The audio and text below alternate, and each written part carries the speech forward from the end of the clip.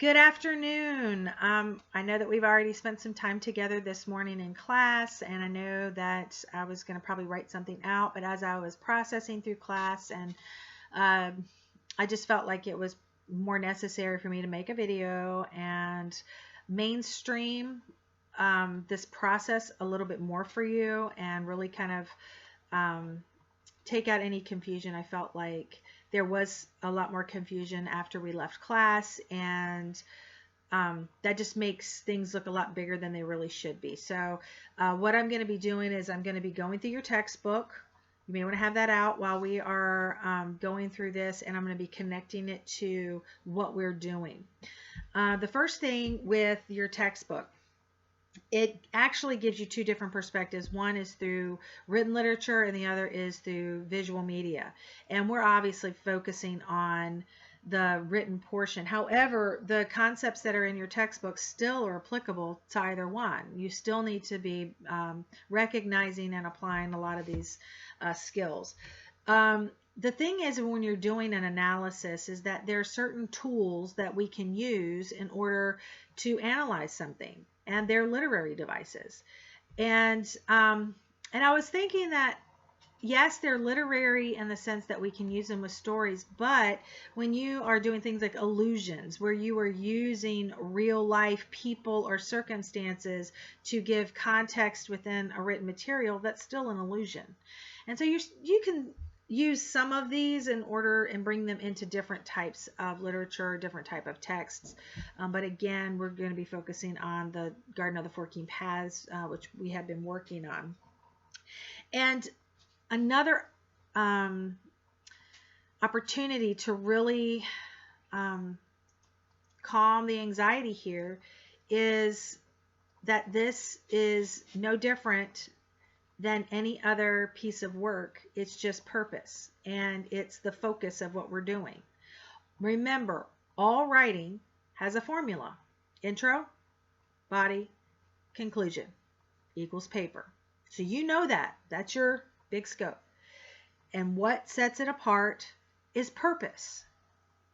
Now, the purpose is a twofold. So one, your writing assignments in general. What's the purpose of the writing assignment? Which it could be an analysis, it could be a critique, literary analysis, rhetorical analysis, research paper. They all have different purposes as far as how you're viewing it. But the next part of purpose is the actual purpose of the piece of writing. And in this case, we have been given the purpose in the title, The Garden of the 14 Paths. It is an allegory. It's a metaphor that fits into the allegory of where it connects the symbolism of a labyrinth. There's your allegory. And through that symbolism, it also fits into the genre, which is a mystery, which feeds into the labyrinth. That mysteries usually have different twists and turns, and it's just this maze. So you can see that some of these literary devices actually piggyback off of one another, and they all work together in order to create this one piece. And looking at our author, he was brilliant. And he's known, this is kind of like his style of writing. He likes that mystery. He likes that the twists and turns of things. And so this really fits into his style of writing. And it's actually very masterful of how he goes about it. We all of us, and this is including myself, when I first read this story for the first time, I was confused. But it's through analysis and looking deeper that I actually gained an appreciation for it. And that's really what analysis is. Gaining a deeper appreciation, a deeper connection with whatever it is that you're reading, and that you're coming more on the outside. Personally, through the process of analysis, I was looking up people and places to see if they were real and what were the outcomes. I learned stuff about World War I that I really had no idea. And so I walked away from this process knowing more. And it's kind of sticks with you. And this process of, or the concept of time and how it's used within the labyrinth, and that time is constantly changing. everything that you guys brought up today is really pieces and parts of this and how it fits into the bigger picture. So, what are you taking away from this? It could be a deeper appreciation, the mastery of this person, whatever it is, there is significance within writing. There's always something to be learned from anything that we're reading and doing. But by looking deeper into it, we can actually appreciate it more. Okay, so we know what our purpose is. And so how do we go about analyzing that? And that is with our literary devices. These are tools to make us purposely look closer at material in order to gain a deeper understanding. So if I go over to page 186, it gives me a step-by-step of how to go by an analysis. Do a close reading. Now, the close reading was, for me, I was underlining people's names, places, anything that stood out to me, words that I didn't know. It could have been characteristics of a character because that's important. So you have to do a close reading. You have to become the investigative reporter on this, and you have to go into the purpose of, I want to gain a deeper understanding of this.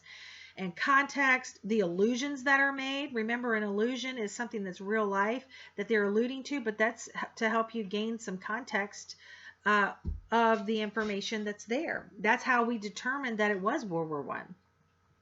Make a claim or an observation. Your claims and observation will be your support. And I'm going to get into more detail with that in a little bit. Use the text for evidence. Again, that's going into your support. Present works in context and draw on previous research. We're not necessarily going to do that piece of it. I want this to be more driven with you on that. And then it goes in on 190 about choose a text you can connect with. That's not always going to be something that, it's not even just with English, it's with anything that you will be asked to read and analyze or respond. And that's with every major. It doesn't matter if you're math, engineering, art, whatever, especially art, you're going to be analyzing. It just looks differently, but you'll engage with it differently, hopefully in a better way, because that's your major and that's what you want to do for your life. Choose a text that you want to learn about. Again, sometimes, even within your majors, sometimes there's a subset of different majors that you have to address.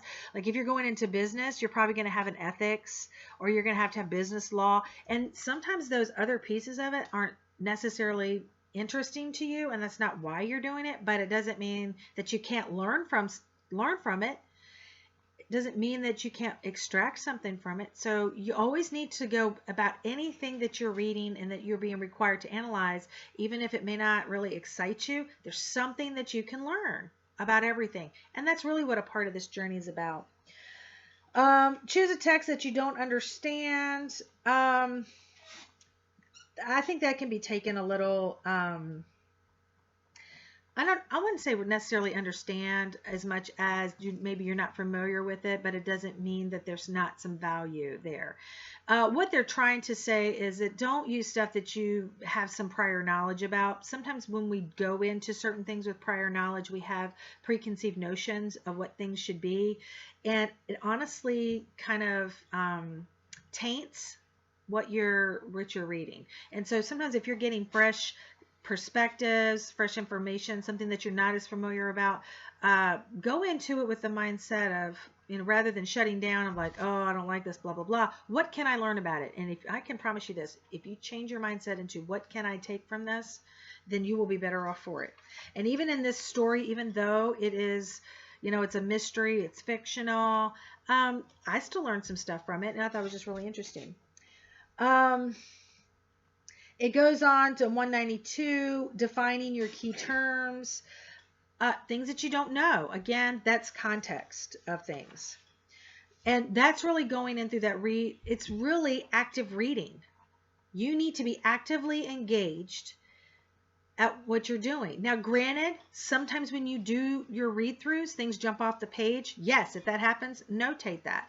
But you also have to go into it with the mindset of I'm seeking to find something. And so you actually have to pay attention to what you're reading. Just because you're moving eyes over a piece of paper doesn't mean you're retaining anything or that you're even engaging in it. So you have to be, it has to be a purposeful act on that. You want to examine your text. It kind of goes into things a little bit deeper. On page 195, examine the text closely. Take notes. New concept? No. First, get familiar with the work and find the potential approach. Second, and subsequent ones. So the first time you read through it, that's where you're getting familiar. The second and subsequent.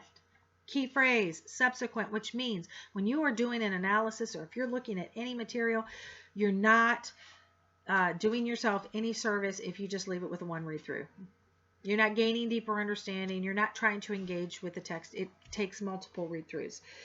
So your second is subsequent readings to confirm your thesis and to find evidence. Purposeful reading, active reading. Look for moments when the plot of the novel you're analyzing establishes its themes. Again, that's evidence. And just kind of reading through that. Focus on authorship and history. I think that we see that, and that's really contextual. Remember that your author brings something to the table because they're writing in a specific time period, which means their writing is relevant to that time period, and they are writing based on what's been influencing them. That's why I've always had you guys do that before you read, and what are the social norms, what are any major world issues that are going on during that time that could influence that writer. Do we see any messages from the writer, that underlying tone where that influence is seen in their writing? Focus on genre, focus on influence, social connections. We talked about the fact that our main character is has Asian ethnicity, because we're not really sure. Is he complete Asian? Is he, German Asian? I don't think he's American Asian, or he could be English Asian. We don't know, but we do know that he does have an Asian heritage. And there are some social norms in regards to his ethnicity. And that even during World War I, where I spoke with you guys earlier today, they were discriminated against. And we see within the text that he was trying to not only prove something to himself, he was going to prove it to other people that he could actually accomplish what he was being required to do, regardless if he wasn't a complete supporter and that he felt like he was being forced into doing this spy job, because he was looking at it as he's proving something to everyone else, that just because I have this Asian heritage, I can do it, and I can do it well. And so that's the journey that our protagonist, you do need to know that, a protagonist and an antagonist, and that our protagonist, that's where that man versus himself, man versus society, that journey that he is on, to really prove that he can do it, regardless if he really is supportive of what he's doing. There's a bigger picture there. And when we're trying to prove things to ourselves or to other people, could that be part of, you kind of let some other things, you may not agree with it, but you're going to do it to say, hey, look, don't tell me I can't do this, or that I'm not capable of doing this, because I can, and I can do it well. So you want to look at your social connections. How was he looked at? And also you have to think about, I just kind of thought about this with Madden, Captain Madden, and them saying that he was Irish. The Irish people are looked down on also. So could that be purposeful or coincidence that they're using two types of people that typically are discriminated against? And the Irish, is he trying to prove something to Britain and English, that he is the best at what he is? And I think Silas had kind of hit on it, but again, both of these guys are in a how they are described, and their ethnicity and their heritage typically is discriminated against. And do you think that that was a purposeful act on the author to use two discriminated people and types. That's very interesting. So creating the structure, I can see how this would be a little bit confusing, so I'm going to be giving you very specific of how I want you to set this up. Style and design, and this I didn't talk about today, so I am going to do it now. This is considered high style. This is academic, which means I need academic verbiage. Please refrain from using words like or everyday vernacular. And then it is written in third person. It has to have that professional academic tone to it.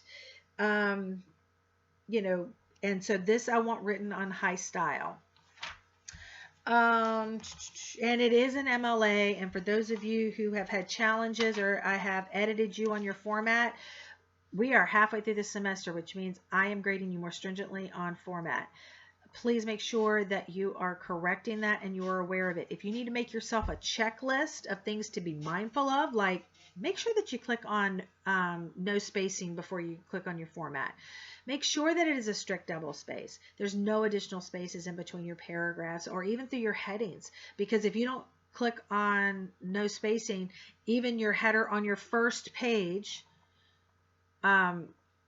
is going to be more. And I will tell you this, I need to make sure that you're aware of this. Even when you add additional spaces in between paragraphs or in the heading and you think, oh, that's going to help me make page count, I deduct all that. And it doesn't look good on you. So please make sure that you keep this professional looking. It just doesn't look right if you're not. Make sure that you change your running head to reflect Times New Roman 12 and that it is formatted correctly for MLA. So you have your running header and then you have your heading information that's only on page 1. Do not put that in your running header. I do not want to see that on every single page. That's not where it goes. And that is not the information that I have given you. Go on PurdueL.com. You're not going to see that. Please show some diligence and make sure that you're looking at that closely. Edit your paper. It has to have a works cited page. Some of you guys are still having challenges with formatting that page. You have been given information. Okay, so I've basically kind of gone through that. So now I'm going to get into the lecture. So you do need to be aware of the material that I've just gone over in the book and those concepts.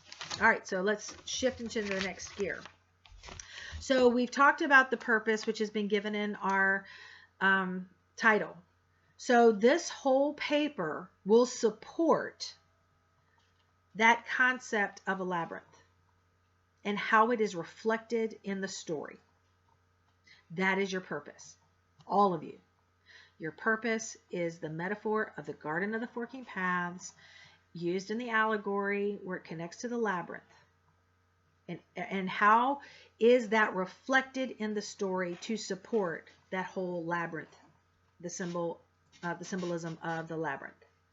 That's all y'all's purpose. Everyone. Okay, so that is establishing it. Now, we talked about literary devices and that they have been broken into 2 subsets, okay? So one is literary elements, and that's pretty much to set up the structure of your story. That's your setting, your plot, the mood, characters, themes, morals, things of that nature. That is your structure, which you could also look as your skeleton. That's kind of like giving the bones of it. And then your next one is the literary techniques. And this is the analysis piece. So you have your structure, and now we're going to start adding the muscle and the organs and all that stuff, and that's your literary techniques. That is so you can get a deeper meaning and appreciation. Those are your specific literary devices of the simile, metaphor, alliteration, hyperbole, allegory, allusion, any of those things, symbolism. Those are the things that are helping you to gain that deeper understanding and that you're looking specifically for it in order to support the overall purpose of the short story, which is a labyrinth. Okay? So now we have purpose, and now we have the tools of how to do this. So how do we set this up? Okay, so your first paragraph is going to be your introduction. Your introduction should have a hook. It needs to mention the name of the work that you're analyzing, Garden of the Forking Paths, with the author, Jorge Luis Borges. And then you need to give me a thesis statement, which means that it should reflect that you are, um, something to the effect of having a deeper understanding of the metaphor of the garden forking paths, utilizing literary devices of blah, blah, blah, blah, blah, whatever. That way you're giving me an overview of what it is. Your second paragraph is an overview of the story. Do not give me specifics. This is a man with Asian heritage who is forced into the world of espionage by the Germans, and in the journey of proving to himself and the Germans that he can complete the task, he sets out on the journey to divulge or to give them the secret message of the next battle that they can bomb or whatever it was for Albert, that he's giving them the next location of the next battle, or information to that thing. That's the overview. You've established that he is has Asian heritage. He's working for the Germans against his will, against the crown. That he is on this journey of not only proving to himself and society that he's capable to complete this assignment based on the societal discrimination, and in order to fulfill this prophecy, this mission of giving the clue for the next battle, self-reflective journey, blah blah blah, something of that nature. But again, it's an overview. You're not giving me specifics. It's no more than a paragraph. You cannot assume that your professor or whomever is reading your writing has any foundation on a story, ever. So you have to have that second paragraph be that overview. Now, after that, we're going to go into the body, and this is the support. Now, I am requiring you to have 4 pieces of support. And your support will be through those literary devices of, man versus man, man versus society. It could be the symbolism within the story that supports that, that labyrinth and things shifting. That piece about, when he does meet Dr. Albert, and the fact that it's an abrupt shift into this inward journey of his heritage, and knowing, hearing this story of the Garden of the Forking Paths, it's just another twist and turn. Time, that timeline of the shifts of time, how they talk about in another life, that we could have been enemies or friends. All of that is a support for how life is constantly shifting, and depending upon our choices or where we are, it could have been handled differently. So you need to look at it in that manner. Now, how are your supporting paragraphs organized? This goes back to what we've talked about at the beginning of the semester. You should always have claims and evidence. Claims without evidence fall flat. So you have to, if you're going to make a claim saying this is going to support that purpose of that labyrinth, then you better show me evidence from the story, not what you think. It has to be grounded in the story, because everything is about this story. So you're going to have the claim, which is going to be whatever your literary device or whatever that point is that you are utilizing in order to support that this is a labyrinth. You're going to show me evidence from the story that about the support for that claim. And then the third part that is required in that paragraph is the significance to the story. If you don't show me the significance, then you're not really supporting that claim as far as the, why was it significant in order to support the fact that this is a labyrinth, or that metaphor of the Guardian of the Forking Paths. You have to have those 3 elements per paragraph: claim, evidence, significance, in each one of the supporting paragraphs. Okay? And then you're going to go into your conclusion. This is your ending the conversation. This is where you're tying it up. Can you readdress your thesis statement? You can even bring in pieces of your what your support was, and the significance of this piece. Um, Looking at your conclusion, what did you pull from it? What deeper understanding did you get? Um, you have to address your thesis. Did it help you appreciate the story more and the mastery that it took in order to create it? Did you learn something about yourself? Did you learn something, just different perspectives? But what was the overall, what's your takeaway? That's your conclusion. The main thing about your conclusion is do not talk about something that you haven't addressed in your body. And a lot of people do that for some reason. If you introduce something new, that's like new evidence, then the reader is looking for support and for you to round that out. If not, it leaves them hanging, which lends itself to confusion. And if you confuse your reader, then you have failed in that form of communication. Your conclusion is you're ending the conversation. You're putting the period at the end of the sentence. After all of this research, this is my final conclusion based on, what I have looked into. And that's why this paper really is a 4 to 5 page paper, with you having to do your intro and your overview. That's like page 1 going into 2, and then you have 4 different supporting paragraphs as far as your evidence. That's going to be the next 3 pages, 2 to 3 pages, and then your conclusion. So that's easily a 4 to 5 page paper, double spaced. Okay, remember that it does not include your works cited page. This is 4 to 5 pages of content. So you really want to develop that out. Okay, and so I hope that helps to clarify of how you're organizing this and what you're looking for. If you are confused, or if you need for me to clarify some more, shoot me an email. I'd be more than happy to do that. Also, remember that now that I have a video posted in, you please comment below in the comments on YouTube that you have viewed the content and either understand it, or you need to give me a question so I can answer it. Also, remember that you are beginning with your last name.